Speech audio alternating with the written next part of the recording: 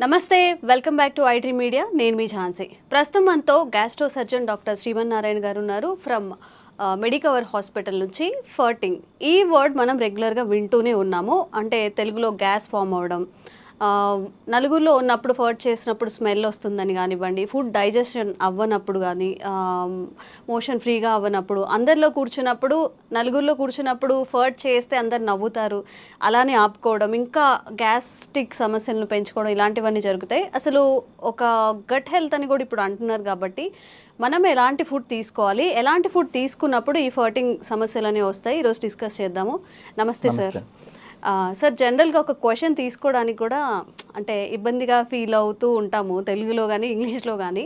మరి నలుగురిలో ఉన్నప్పుడు ఇట్లా బాంబులు వేస్తున్నారు అంటారు, కొంతమంది సౌండ్తో చేస్తుంటారు, కొంతమంది సైలెంట్గా పబ్లిక్లో ఉన్నప్పుడు బాధపడుతూ ఉంటారు. ప్రధాన కారణం ఏంటి ఈ గ్యాస్ట్రిక్ ఫామ్ అవ్వడానికి, ఇలా బ్యాడ్ స్మెల్తో ఇట్లా ఫర్ట్ చేయడానికి? యాక్చువల్లీ అండి, మన హ్యూమన్ బీయింగ్స్లో ఉన్న మెయిన్ ప్రాబ్లం ఏంటంటే మనం జనరల్గా చేయాల్సిన దాన్ని కూడా అబ్నార్మల్గా ఫీల్ అవుతాం అనమాట. లైక్ నేను చిన్నప్పుడు ఎలా ఉంటుంది అంటే, పీరియడ్స్ వచ్చింది అనుకోండి, లేడీస్ అందరూ బయట వేరే చోట హౌస్ నుంచి బయటకు వెళ్ళి పడుకోవడము, దేవుడి గదికి రాకపోవడము, అది జనరల్ ప్రాసెస్. యాక్చువల్గా యూరిన్కి ఎలా వెళ్తాము, మోషన్కి ఎలా వెళ్తాము అనేది, స్వెట్టింగ్కి ఎలా వెళ్తాము, సేమ్ అంతే. పీరియడ్స్ కూడా వెళ్ళటం అనేది కామన్.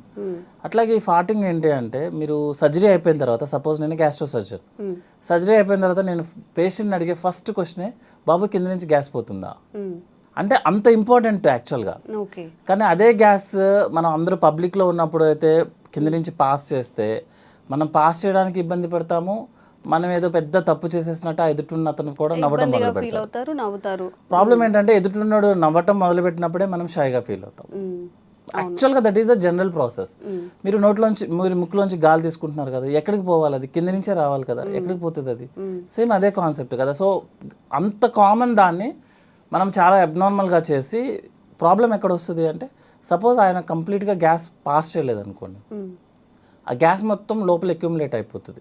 అక్యుములేట్ అయిపోయి పెథలాజికల్ బ్యాక్టీరియాస్ రైజ్ అవుతాయి. దాన్నే పాష్ వర్డ్ ఈజ్ గట్ హెల్త్ అనమాట. సో గట్ హెల్త్ ఏంటంటే, సపోజ్ మనం హై ప్రోటీన్ తీసుకుంటున్నాం, high protein high fatty meals తీసుకుంటున్నాం అనుకోండి, అది కంప్లీట్గా మనకి డైజెషన్ అవ్వకుండా మోషన్లోనే వచ్చేస్తుంది అనమాట. సో మోషన్ని మనం ఎక్కువసేపు హోల్డ్ చేస్తే ఏమవుతుందంటే, మనకు లోపల బ్యాక్టీరియాస్ ఉంటాయి. పాలు పెరిగవడానికి కావాల్సిన బ్యాక్టీరియా ఎంత గుడ్ బ్యాక్టీరియా ఉంటుందో, సేమ్ మన బాడీలో కూడా బ్యాక్టీరియా ఉంటుంది. ఆ బ్యాక్టీరియాని మనకి డైజెషన్ చేయాలి. సపోజ్ మీరు ఎక్కువసేపు ఆ ఫ్యాటీ మీల్ని, ప్రోటీన్ మీల్ని బాడీలో ఎక్కువసేపు ఉంచుకున్నాం అనుకోండి, అది డైజెషన్ అయ్యి బ్యాడ్ స్మెల్ని క్రియేట్ చేస్తుంది. సో జనరల్ ఫార్టింగ్ అనేది, జనరల్ గ్యాస్ పాస్ చేయడం అనేది స్మెల్ ఉండదు ఎప్పుడు. ఎక్కువగా ఇట్లా ఇబ్బంది అయ్యి మనం పాస్ చేయడం కష్టమయ్యి, లేకపోతే బాత్రూమ్స్కి వెళ్లకుండా నెగ్లెక్ట్ చేసి, వర్క్ హడావుల్లో చాలా మంది మార్నింగ్ వెళ్లకుండా, సరే నైట్ టైం హ్యాపీగా రిలాక్స్ అయినప్పుడు వెళ్దాంలే అనుకొని నెగ్లెక్ట్ చేసిన వాళ్ళకి ఏంటంటే ఎక్కువ స్మెల్ వస్తుంది అనమాట. So but both are same. అదేమి డిసీజ్ కాదు, అదేం తప్పేం లేదు. ఇంకొకటి ఏంటంటే, మనం జనరల్గా మంచిగా గ్యాస్ పాస్ చేస్తేనే మనకి గట్ హెల్త్ బాగుంటుంది యాక్చువల్లీ. దానికోసం మనం కొత్తగా ఏం ట్రై చేయాల్సిన అవసరం లేదు. ఇంకొకటి ఏంటంటే, మనము మోషన్ పాస్ చేయాలని ట్రై చేయొచ్చు, కానీ బై మనం ఓన్ ప్రకారము మన గ్యాస్ని మనం ఓన్గా పాస్ చేయలేము. గ్యాస్ అనేది పైనుంచి మొత్తం క్లీన్ చేసుకుంటే దానికి ఆటోమేటిక్గా పాస్ అవ్వాలి తప్ప, మనం సపరేట్గా వెళ్ళి బాత్రూంలో కూర్చున్నంత మాత్రం గ్యాస్ పాస్ అవ్వదు. అంటే అంత ఇంపార్టెంట్.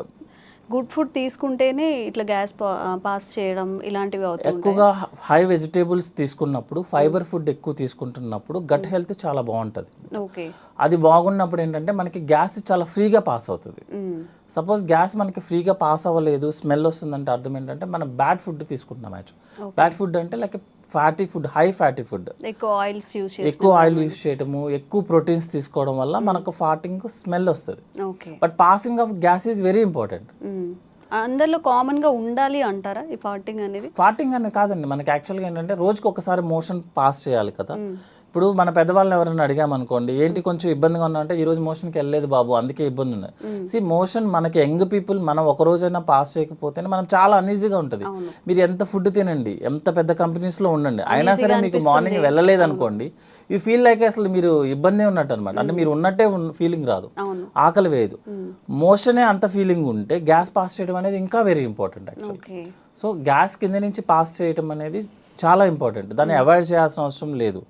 ఇంకోటి ఏంటంటే మనం ఎవరి కోసమో మన యూరిన్ పాస్ చేయడం ఆపేసిన, గ్యాస్ పాస్ చేయడం ఆపేసిన, ఇట్ విల్ బ్లాక్ అయినప్పుడు మన పేగంతా ఉబ్బిపోతుంది లోపల. ఓకే. సో నెక్స్ట్ ఏంటంటే మూమెంట్ అనేది పైనుంచి కిందకు ఉండాలి. మీరు గ్యాస్ కింద నుంచి వస్తుంది, మీరు ఆపేశారు, గ్యాస్ కింద నుంచి పైకి తంతుంది. Okay. So moment will be become abnormal అయిపోతుంది అనమాట. సో అది గ్యాస్ట్రిక్ సమస్యలు వస్తాయి దాని వల్ల కూడా. ఫ్యూచర్లో ఏమవుతుంది అంటే మన పెద్ద పేగ అంతా ఉబ్బిపోతూ ఉంటుంది అనమాట గ్యాస్తో, దాని మూమెంట్స్ ఆగిపోతాయి అనమాట. ఓకే. సో గ్యాస్ పాస్ చేయడం అనేది వెరీ నార్మల్, అది పాస్ చేయాలి కూడా యాక్చువల్లీ. సార్ జనరల్గా ఏదైనా ఒక ఇష్యూ తీసుకున్నప్పుడు అస్సలు మోషన్ ఫ్రీగా అవ్వకపోవడం, ఫర్టింగ్ రాకపోవడం అది కూడా డేంజరస్. అండ్ అలాగే ఎక్కువగా ఫర్ట్ చేస్తూ ఉంటారు.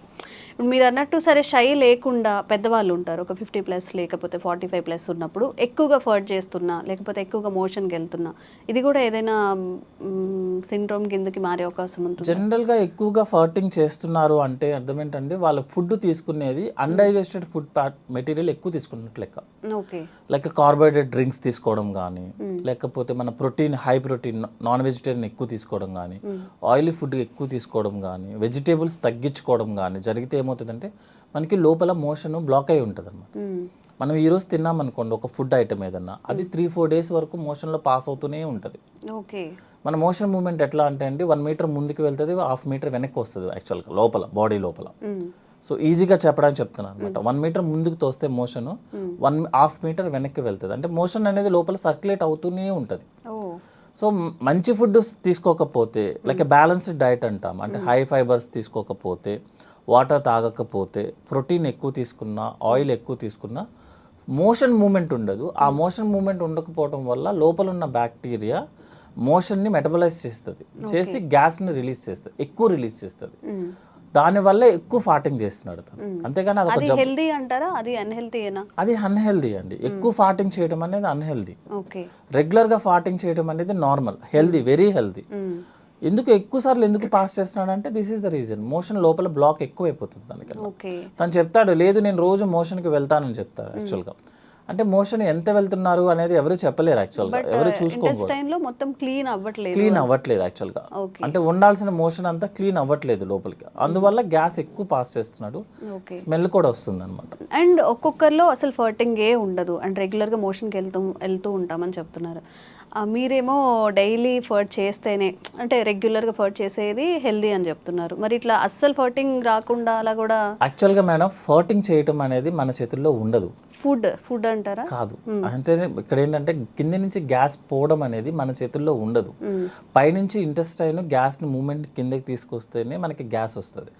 మీకు 40-50% పేషెంట్స్ వాళ్ళకి గ్యాస్ పాస్ చేయడం అంటే కూడా తెలియదు వాళ్ళకి. యాక్చువల్లీ వెళ్తూ ఉంటుంది, వాళ్ళకి తెలియదు. అదొకటి అంటే మోషన్ అందరూ కాన్సన్ట్రేట్ చేసేది ఏంటి, మోషన్ పాస్ చేసామా లేదా అని చూస్తారు యాక్చువల్గా. సో మనం పేషెంట్స్ వాళ్ళని క్లియర్గా అడిగామనుకోండి, ఏమన్నా మీరు కింద నుంచి గ్యాస్ పాస్ చేస్తున్నారు అనుకుని షై ఫీలింగ్తో కూడా లేదండి మాకు అలాంటివి తెలియదండి అని అంటారు. యాక్చువల్గా గ్యాస్ పాస్ అవుతూనే ఉంటుంది, అది మనం నోటీస్ చేయమంతే.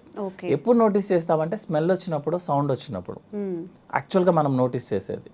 స్మెల్ ఎక్కువ వచ్చినా, సౌండ్ ఎక్కువ వచ్చినా, ఇంకొకటి చెప్పమంటారా, మోషన్ స్మెల్ ఎక్కువ వచ్చినా కూడా ప్రాబ్లం యాక్చువల్గా.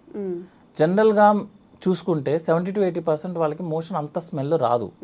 కొంతమందికి మరీ చాలా ఎక్కువ స్మెల్ వస్తుంది. అర్థం ఏంటంటే లోపల మోషన్ స్టక్ అవుతుంది.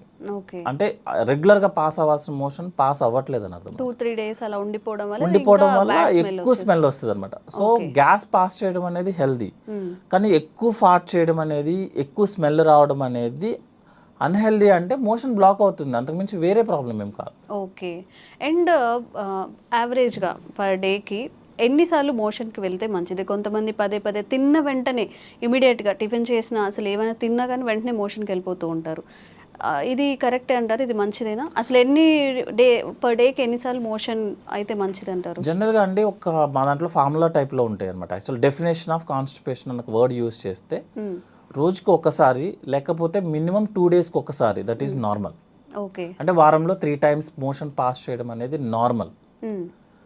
ఒక్కసారి అలా కాకుండా కొంతమంది పేషెంట్స్ ఏంటంటే మోర్ దాన్ 2 days కనుక టైం తీసుకున్నా, లేకపోతే మోషన్ పాస్ చేయడానికి మోర్ దాన్ 5 minutes టైం తీసుకున్నా, దట్ ఈస్ కాన్స్టిపేషన్. అంతే తప్పించి రోజు వెళ్ళాల్సిన అవసరం లేదు. ఎవ్రీ ఆల్టర్నేట్ డే వెళ్ళినా దట్ ఈస్ నార్మల్. నార్మల్గా మనం రెగ్యులర్గా చూసుకునే లెక్క అయితే. అట్లా కాకుండా ఎక్కువ సార్లు వెళ్తున్నాడు ఒక పేషెంట్, అతన్ని మనం హిస్టరీ అడగడం ఇంపార్టెంట్ అనమాట యాక్చువల్లీ. అంటే కొంతమందికి హ్యాబిట్ ఉంటుంది, జస్ట్ వెళ్ళి కూర్చుంటారు, ఏమి ఉండదు అనమాట. పర్సనల్ వర్క్ కోసమో ఫోన్ మాట్లాడుకోవడానికో వెళ్ళేసి కూర్చుంటారు, ఏం చేయరు అన్నట్టు. కొంతమంది డిసీజ్ ప్రాబ్లం ఉన్న వాళ్ళు ఏంటంటే IBS అంటాము, ఇరిటబుల్ బవల్ సిండ్రోమ్. వాళ్ళు ఏం చేస్తారంటే అన్నం ప్లేట్ తినంగానే ప్లేట్ అక్కడ పడేసి పరిగెత్తుతారు. చాలా మందిని చూస్తాం. అదేంటంటే మీకు చిన్నప్పుడు గుర్తుంటే పిల్లలకి పాలు పట్టంగానే మోషన్ పాస్ చేస్తారు, దాన్ని గ్యాస్ట్రోకోలిక్ రిఫ్లెక్స్ అంటారు యాక్చువల్ అనమాట. సో ఆ రిఫ్లెక్స్ మనం స్ట్రెస్లో ఉన్నా, ఎక్కువ వర్క్ టెన్షన్లో ఉన్నా, లేకపోతే సైకాట్రీ ప్రాబ్లమ్స్ ఉన్నా, ఎక్కువ వర్క్ స్ట్రెస్ అనమాట యాక్చువల్గా. దిస్ వైట్ కాలర్ ఎంప్లాయీస్ ఉంటారు కదా, కనిపించిన స్ట్రెస్ ఉంటుంది, బయటికి సూటుబూటు ఉంటాము బట్ మైండ్ అంతా స్ట్రెస్లోనే ఉంటారు, వాళ్ళకి ఎక్కువ వస్తుంది అనమాట. వాళ్ళు ఏంటంటే ఫిజికల్ యాక్టివిటీ తక్కువ, బ్రెయిన్ యాక్టివిటీ ఎక్కువ. సో ఏమవుతుందంటే బ్రెయిన్ యాక్టివ్గా ఉన్నప్పుడు మీరు ఫుడ్ తినగానే అప్లోడ్ చేస్తున్నాము, డౌన్లోడ్ చేయాల్సిందే. సో ప్లేట్ అక్కడ పెట్టేసి పరిగెత్తుతారు, వెళ్ళేసి ఎంటీ చేసి మళ్ళీ బాత్రూమ్కి మళ్ళీ 10 minutesలో పరిగెత్తుతారు. అది IBS ప్రాబ్లం యాక్చువల్గా. ఇంకోటి ఏంటంటే వాళ్ళకి కోలికి పెయిన్ ఉంటుంది, అంటే స్టమక్లో నొప్పి ఉంటుంది యాక్చువల్గా. ఆ నొప్పి వెళ్ళి ఎంటీ చేస్తేనే ఆ నొప్పి తగ్గుతుంది. అదేంటంటే it's a mental problem type madam, physical activity లేకపోవడం వల్ల జరిగే ప్రాబ్లం ఇదంతా అనమాట. దాన్ని IBS అంటాము. యాక్చువల్గా జనరల్గా IBSకి ఏం ట్రీట్మెంట్ అంటే రీజన్ ఏంటి, స్ట్రెస్. అది తగ్గించుకుంటే ఆటోమేటిక్గా IBS తగ్గుతుంది. అది తగ్గకపోతే మీరు ఎన్ని మెడిసిన్స్ వాడండి, ఎన్ని కొలనోస్కోపీలు చేయించుకోండి, మీరు ఏమైనా చేయండి, సైకాట్రిస్ట్ దగ్గరికి వెళ్ళి ఎంత ఖర్చు పెట్టండి, మీకు ఆ ప్రాబ్లం తగ్గదు. ఎందుకంటే ప్రాబ్లం వచ్చింది దేనివల్ల, మెంటల్ యాక్టివిటీ, స్ట్రెస్ ఎక్కువ అవడం వల్ల. మీరు అది తగ్గించుకోకపోతే ఈ ప్రాబ్లం తగ్గదు. మీరు చాలా మంది చెప్తారు ఇన్ని కొలనోస్కోపీలు చేసాం సార్ ఏమీ కనిపించలేదంటే, ఏమీ కనిపించదు. దానివల్ల మెంటల్ పీస్ లేకపోవడం వల్ల కొన్ని కండిషన్స్ ఉంటాయండి యాక్చువల్గా. టెస్టుల్లో ఏవి కనిపించకపోతేనే దాన్ని ఆ ప్రాబ్లం అంటారు. మీకు టెస్టులన్నీ నార్మల్ వస్తాయి కానీ పేషెంట్కి IBS. అదే IBS అంటే ఏంటంటే టెస్టులన్నీ నార్మల్ వస్తే పేషెంట్ కంప్లైంట్ చెప్తాడు, that is irritable bowel problem. Okay. And ఇప్పుడు మన గట్లో అలా మీరు అన్న 2-3 days స్టోర్ అవ్వకుండా ఏ రోజుకి ఆ రోజు మోషన్ పాస్ అవ్వాలి అంటే అట్లీస్ట్ ఫుడ్లో కానీ వాటర్లో కానీ ఎలాంటి చేంజెస్ చేసుకుంటే? జనరల్గా 3 to 4 liters వాటర్ తీసుకోవాలండి. 30 minutes వాకింగ్ చేయాలి యాక్చువల్గా, ఫిజికల్ యాక్టివిటీ చేయాలి వాకింగ్ లాగా. వాకింగ్ అంటే ఫోన్ పట్టుకొని కాదు, మనం వాకింగ్ చేసుకుంటే బెటర్, పీస్ఫుల్గా అన్ని ఫీల్ అవుతూ నడుస్తున్నామని అని ఒకే పేస్లో చేసుకుంటా వాకింగ్ చేయాలి. చాలా మంది ఏం చేస్తారంటే 10 minutes చేసి 10 minutes రిలాక్స్ అయ్యి 10 minutes అట్లా కాదు, కంటిన్యూస్ 30 minutes వాకింగ్ చేయాలి, 3 to 4 liters వాటర్ తీసుకోవాలి. నెక్స్ట్ ఏంటంటే మన బ్యాలెన్స్డ్ డైట్ అంటాము, అంటే 60% కార్బోహైడ్రేట్స్ ఉండాలి, 20% ఫ్యాట్ ఉండాలి, 20% ప్రోటీన్ ఉండాలి. కార్బోహైడ్రేట్స్లో మోర్ ఏంటంటే వెజిటేబుల్స్ ఉండాలి యాక్చువల్గా, more fibre diet, you will pass by motion normally. ఫాటింగ్ కూడా రెగ్యులర్గా ఫాట్ అయిపోతూ ఉంటుంది, స్మెల్ ఉండదు, ఏమి ఇబ్బంది ఏం రాదు. Okay sir, thank you.